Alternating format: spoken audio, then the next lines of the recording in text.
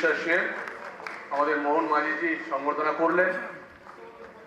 আমাদের বিধায়ক দলনেতা মাননীয় শুভেন্দু অধিকারী মহাশয়, এরপর আমাদের মাননীয় শ্রমিক ভট্টাচার্য মহাশয়, আমাদের বিধায়ক দলনেতা আমাদের শুভেন্দু দাকে সংবর্ধনা দিলেন।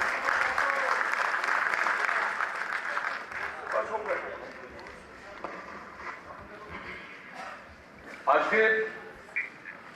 के अभी कुछ समय पहले ही चुनाव की प्रक्रिया पूरी हुई है।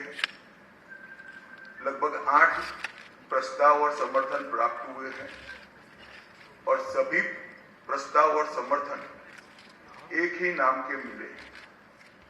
उसके बाद दूसरे नाम के लिए भी सबको समय दिया गया, पर्याप्त समय दिया गया, मगर कोई दूसरा नाम नहीं आया है।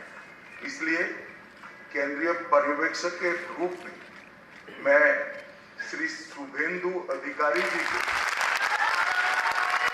पश्चिम बंगाल विधानमंडल दल के नेता के रूप में निर्वाचित घोषित करता हूं।